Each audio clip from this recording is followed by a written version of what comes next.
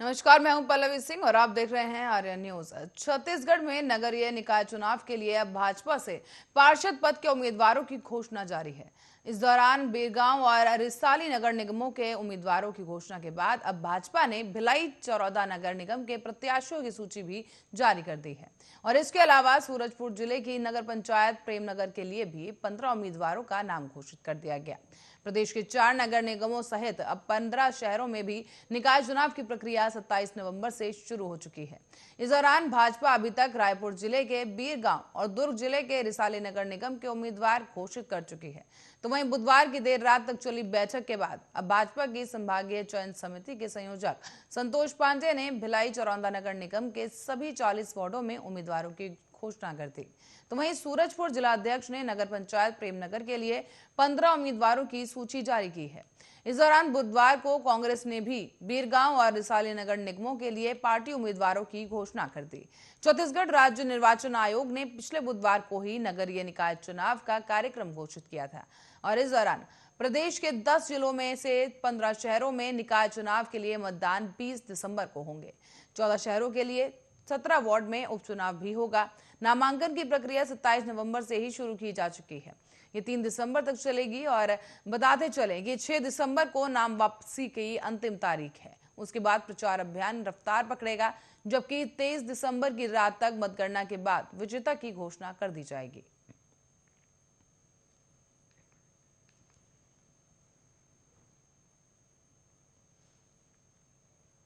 BJP और कांग्रेस के लिए शनिवार का दिन बड़ा हो सकता है। इस दिन बीजेपी के वरिष्ठ नेता और केंद्रीय मंत्री ज्योतिरादित्य सिंधिया पूर्व सीएम दिग्विजय सिंह के गढ़ और गृहनगर में बड़े कार्यक्रम में शामिल होने पहुंच रहे हैं। इस दौरान महाराज सिंधिया राजा दिग्विजय सिंह को बड़ा झटका दे सकते हैं।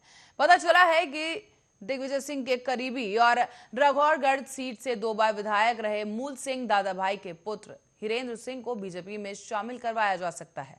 वो कांग्रेस का दामन छोड़कर कई समर्थकों के साथ सिंधिया की मौजूदगी में बीजेपी की सदस्यता ले सकते हैं।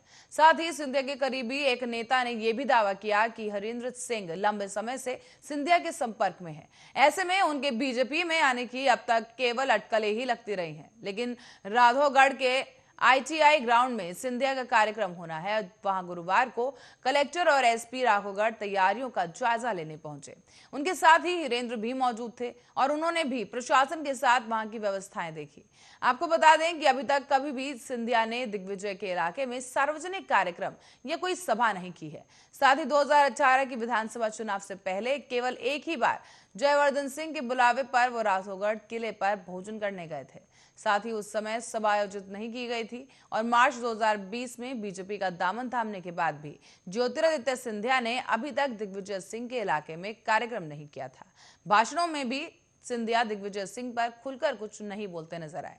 साथ ही 2020 के उपचुनाव में भी सिंधिया ने कमलनाथ पर ही ज्यादा शब्द बाण चलाए थे। हालांकि दिग्विजय सिंह और उनके पुत्र जयवर्धन सिंह लगातार सिंधिया पर हमला करते रहे। सिंधिया समर्थक और पंचायती मंत्री महेंद्र सिंह सिसोदिया जरूर कुछ महीने पहले राघौगढ़ पहुंचे थे। वहां कई कार्यक्रमों में उन्होंने भाग भी लिया और वो भी लगातार दिग्विजय सिंह परिवार पर मुखर होते रहे।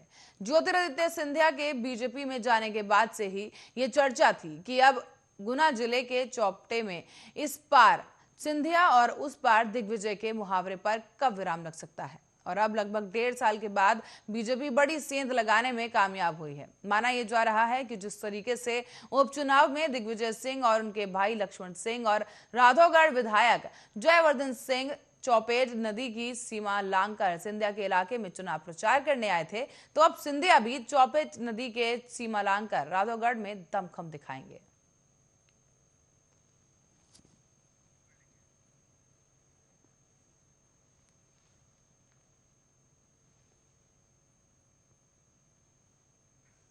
और नीति आयोग के बहुआयामी गरीबी सूचांकन के बाद अनुसार गरीब राज्यों में मध्य प्रदेश चौथे स्थान पर आया है। बताते चलें कि पहले नंबर पर बिहार है, जबकि दूसरे नंबर और तीसरे नंबर पर झारखंड और उत्तर प्रदेश देश में सबसे गरीब राज्यों के रूप में सामने आए। सूचकांक के अनुसार मध्य प्रदेश की 37% आबादी गरीब है, जबकि प्रदेश के करीब 2.5 करोड़ लोग गरीबी रेखा के नीचे जीवन यापन कर रहे हैं। नीति आयोग का पहला मल्टी डायमेंशनल पॉवर्टी इंडेक्स जारी किया गया है, जिसके मुताबिक गरीबी के मामले में जो 5 राज्य टॉप पर हैं, उनमें से 4 बीजेपी शासित राज्य हैं। मध्य प्रदेश में भी साल 2003 से लगातार बीजेपी की सरकार है और शिवराज सिंह चौहान 2005 से मुख्यमंत्री है। अलीराजपुर में सबसे अधिक 71% आबादी गरीब है और इसके बाद पड़ोसी झाबुआ में करीब 69% आबादी गरीब है। बड़वानी में 62% लोग गरीब हैं और ये इलाके कुपोषण के भी शिकार हैं। बताते चलें कि 2011 की जनगणना के अनुसार भारत का सबसे कम साक्षर जिला अलीराजपुर समग्र विकास के वादे के साथ ही 17 मई 2008 को झाबुआ से अलग जिला बनाया गया था। गठन के 13 साल बाद भी मध्य प्रदेश का सबसे गरीब जिला यही है और भारत के एमपीआई के 3 मानक हैं: स्वास्थ्य, शिक्षा और जीवन स्तर का, जो पोषण, बाल और किशोर मृत्यु दर, प्रसव पूर्व देखभाल, स्कूली शिक्षा के वर्ष, स्कूल में उपस्थिति, खाना पकाने के ईंधन, स्वच्छता, पीने के 12 संकेतकों द्वारा दर्शाए जाते हैं। पानी, बिजली, आवास, संपत्ति और बैंक खाते भी इसमें शामिल हैं। रिपोर्ट से यह भी पता चलता है कि मध्य प्रदेश के बुंदेलखंड के सभी जिलों में 40% से अधिक आबादी गरीबी की मार झेल रही है। रिपोर्ट पर भी कांग्रेस के वरिष्ठ नेता और पूर्व मंत्री पीसी शर्मा ने कहा है कि बीजेपी के कुशासन की प्रतीक और केंद्र सरकार की यह रिपोर्ट शिवराज सरकार को आईना दिखाने के लिए काफी है। उन्होंने कहा है कि मध्य प्रदेश देश में कुपोषण, शिशु मृत्यु दर और स्कूल में बच्चों के गैर हाजिर होने के मामले में तीसरे नंबर पर है। सरकार मध्य प्रदेश को गरीबी में आगे बढ़ा रही है।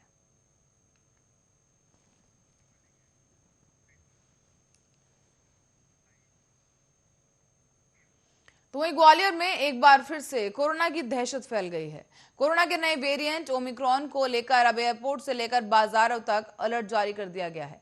इसी बीच बीते 24 घंटे में 2 नए मरीज भी सामने आए हैं, जबकि एक मरीज 72 साल के बुजुर्ग हैं जो हाल ही में जयपुर से लौटा, जबकि दूसरा मुंबई की मल्टीनेशनल कंपनी में कर्मचारी है। तो वहीं 1 महीने से वो ग्वालियर में थे और अभी मुंबई जाने से पहले जब टेस्ट कराया गया तो रिपोर्ट पॉजिटिव आई है। इसके अलावा गुरुवार को यूनाइटेड किंगडम से 9 लोग शहर में आए। इनमें से 7 के सैंपल ले लिए गए, बाकी 2 लोगों के सैंपल भी शुक्रवार को ही ले लिए जाएंगे। साथ ही आपको बता दें कि अब बाहर से आने वाले लोगों पर एयरपोर्ट से ही निगरानी रखी जा रही है। गुरुवार को भी 2337 सैंपल की जांच रिपोर्ट आई है। इनमें से 2 लोगों को कोरोना की पुष्टि की गई और इसके साथ ही अब जिले में एक्टिव केस की संख्या 2 हो गई है। साथ ही आपको बता दें कि ये वो आंकड़ा है जो प्रशासन मान रहा है। हकीकत में एक्टिव केस 4 हैं। इसमें बीएसएफ टेकनपुर की इंस्टीट्यूट के 2 छात्र भी शामिल हैं, जो कि बीते 5 दिनों से कोलकाता के लौटने के बाद पॉजिटिव मिले हैं। उनको बीएसएफ का मानकर एक्टिव केस में शामिल नहीं किया गया। जबकि गुरुवार को मिले संक्रमितों में से 72 वर्षीय बुजुर्ग सिटी सेंटर के अलकापुरी में रहते हैं। हाल ही में जयपुर से वो लौटे हैं और यहां पर आने के बाद जब उनका कोरोना टेस्ट करवाया गया तो वो पॉजिटिव निकले। तो वहीं वैक्सीन के वो डोज भी लगवा चुके हैं। इसके अलावा दूसरा पॉजिटिव मरीज जो है वो नई सड़क पर रहने वाला है और 35 साल उसकी उम्र बताई जा रही है। ये मुंबई की एक मल्टीनेशनल कंपनी में जॉब करता है और दीपावली से पहले ये ग्वालियर आया था। ये वर्क फ्रॉम होम कर रहा था और अभी भी उसे मुंबई जाना था, इसीलिए आरटीपीसीआर टेस्ट करवाया गया था, जिसमें वो पॉजिटिव निकला है। और साथ ही आपको बता दें कि इस शख्स ने भी कोरोना वैक्सीन लगवाई है या नहीं, ये फिलहाल पता नहीं चल सका है।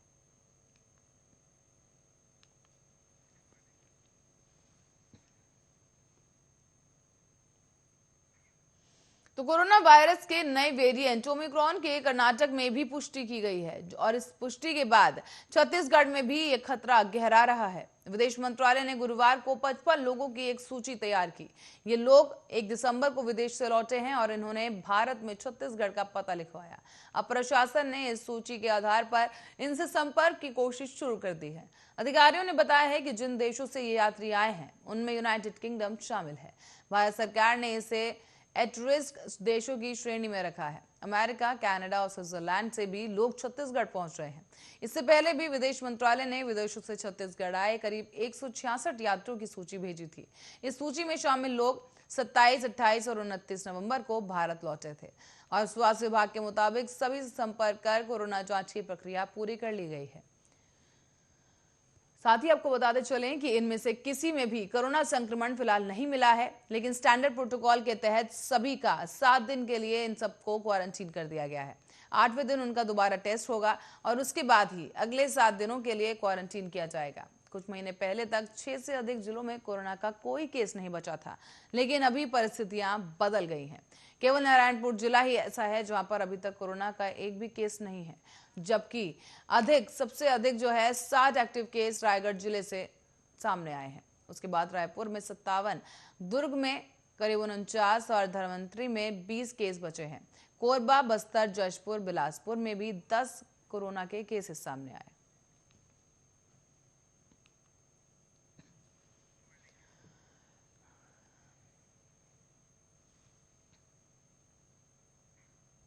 तो वहीं रुक करेंगे अगली खबर की ओर, जहां हाईकोर्ट ने पीएससी की ओर से राज्य वन सेवा भर्ती के सहायक वन संरक्षण और वन क्षेत्रपाल के 211 पदों की भर्ती परीक्षा के परिणाम पर रोक लगा दी है। साथ ही वन विभाग और सामान्य प्रशासन विभाग के प्रमुख सचिव और राज्य लोक सेवा आयोग के नोटिस भी जारी कर दिया गया है। साथ ही आपको बता दें कि हाईकोर्ट के इस आदेश के बाद से 12 दिसंबर को नियुक्ति के लिए परीक्षाएं होंगी, लेकिन इसका परिणाम जारी नहीं किया जा सकता। सीजीपीएससी के वर्ष 2020 में छत्तीसगढ़ वन सेवा भर्ती परीक्षा नियम 2014 के तहत सहायक वन संरक्षक और वन क्षेत्रपाल के 211 पदों के लिए विज्ञापन जारी किया गया था। इस भर्ती प्रक्रिया को चुनौती देते हुए राहुल यादव और अन्य वकील मितिन सिद्दीकी, नरेंद्र मेहर और घनश्याम कश्यप के माध्यम से हाईकोर्ट में याचिका दायर की गई है। इसमें बताया गया है कि याचिकाकर्ता राहुल यादव और अन्य भी आवेदन पत्र जमा कर चुके थे। याचिकाकर्ता राहुल और अन्य बीएससी विनिकी में स्नातक और एमएससी की डिग्री हासिल कर ली है, लिहाजा विनिकी विषय के प्रतियोगियों को इन पदों पर प्राथमिकता देनी चाहिए। इस तरह से परीक्षा पाठ्यक्रम प्रश्न पत्र 2 में भी 50% प्रश्न विनिकी संकाय से लिए जाने चाहिए थे। ऐसे में याचिकाकर्ता ने पूर्व में भी राज्य लोक सेवा आयोग के समक्ष इस संबंध में आवेदन पत्र भी प्रस्तुत किया था, लेकिन आयोग ने उनके आवेदन पत्र को दरकिनार कर दिया। इससे परेशान होकर उन्हें हाईकोर्ट की शरण में आना पड़ा। याचिकाकर्ताओं के वकीलों ने कोर्ट को बताया है कि छत्तीसगढ़ वन सेवा भर्ती परीक्षा नियम 2014 में आयोग ने उनके भर्ती नियम में विसंगति को दूर नहीं किया, साथ ही लिखित परीक्षा के लिए 12 दिसंबर की तिथि भी तय कर दी है।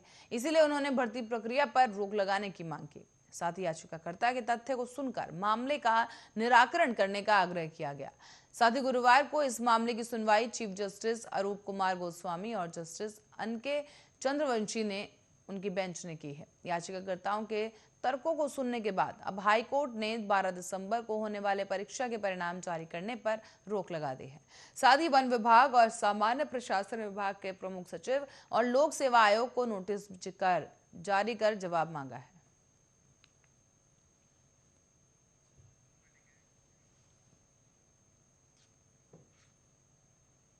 तो मध्य प्रदेश में इस बार आने वाली ठंड देरी से जाएगी। बताते चले कि सर्दी दिसंबर के आखिरी सप्ताह और जनवरी के 2 सप्ताह में ज्यादा रही है, लेकिन इस बार इसका जोर फरवरी में भी नजर आएगा। आगामी सर्दियों के मौसम के दौरान ला नीना का प्रभाव रहने के कारण ये सब होगा। मौसम वैज्ञानिक जेडी मिश्रा ने बताया है कि इस कारण इस बार ठंड के दिन सबसे ज्यादा होने वाले हैं। दरअसल अब तक स्थिति रिकॉर्ड ठंड की अगर बात की जाए तो स्थिति में रिकॉर्ड ठंड नहीं होगी, लेकिन दिन और रात के तापमान कम ज्यादा होते रहेंगे। मौसम विभाग ने दिसंबर 2021 से फरवरी 2022 के दौरान सर्दियों को लेकर अनुमान जताया है। उत्तर पश्चिम भारत के कई हिस्सों यानी कि दक्षिण और उत्तर पूर्व भारत के अधिकांश हिस्सों और हिमालय की तलहटी के कुछ क्षेत्रों में न्यूनतम तापमान सामान्य से अधिक होने की संभावना जताई जा रही है। उत्तरी आंतरिक प्रायद्वीप में कुछ हिस्सों में न्यूनतम तापमान सामान्य से नीचे रह सकता है, जबकि देश के अधिकांश हिस्सों में अधिकतम तापमान सामान्य से नीचे रह सकता है। फिर उत्तर पश्चिमी भारत के कुछ हिस्से और उत्तर पूर्व भारत के अधिकांश हिस्सों को छोड़कर जहां अधिकतम तापमान सामान्य या सामान्य से अधिक होने की संभावना है। मध्य प्रदेश में भी अच्छी ठंड दिसंबर के अंतिम सप्ताह और जनवरी में होती है। मौसम विभाग के अनुसार इस दौरान करीब 15 दिन शीतलहर होने के अनुमान जताए गए। अनुमान लगाया जा रहा है कि 1 महीने पहले से ठंड आने और नवंबर के अंत में कोहरे के कारण ठंड बढ़ने से दिसंबर और जनवरी में शीतलहर और अति शीतलहर की संख्या बढ़ सकती है। मौसम विभाग के अनुसार मध्य प्रदेश में ठंड पश्चिमी विक्षोभ के आने के कारण बढ़ती है। इस बार इनकी संख्या ज्यादा रहेगी और अब तक यहाँ महीने में 3 से 4 आते रहेंगे। इस बार इनकी संख्या 5 तक रहेगी। ऐसे में इस बार ठंड लगातार और अधिक समय तक रहेगी।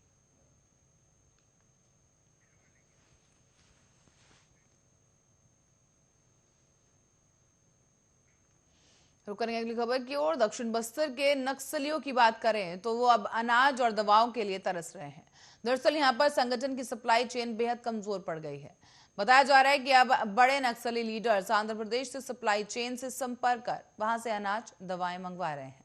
नक्सलियों ने कोरोना वैक्सीन भी वहीं से मंगवा कर लगवाई।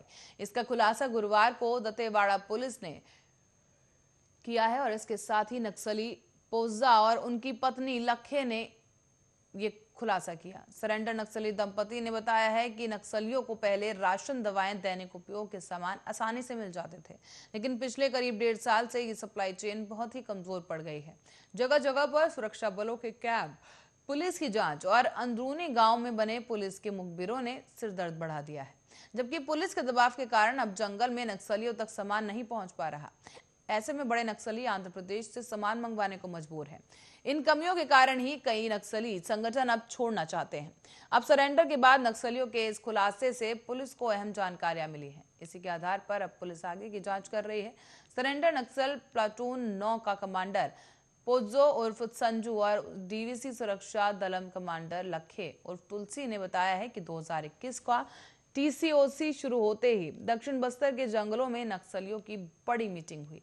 इस बार फिर बड़े हमले की राजनीति बनाई गई और सबको अलग अलग जिम्मेदारियां भी मिली। नक्सल लीडर हिडमा रघु सुजाता का सख्त आदेश था कि इस बार बड़ा हमला करना है। फिर 10 गांवों में 3-3 मुखबिर तैयार किए गए, जिन्होंने जिम्मेदारी दी गई जिन्हें कि जैसे ही हिडमा का आदेश पर 450 नक्सलियों की फौज तैयार हुई। उसमें से 35 जन मिलिशिया के थे, जबकि बाकी अलग अलग कैडर के जवानों की टीम तैयार की गई थी। साथ ही आपको ये भी बता दें कि 450 नक्सलियों के जवानों को घेर कर फायरिंग शुरू कर दी गई। घटना में 22 जवानों की शहादत हुई थी।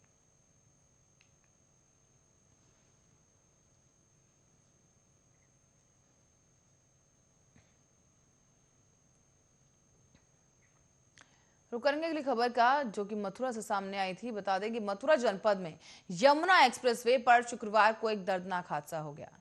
इस दौरान हादसे में मध्य प्रदेश के 3 पुलिसकर्मियों सहित 4 लोगों की मौत हो गई है।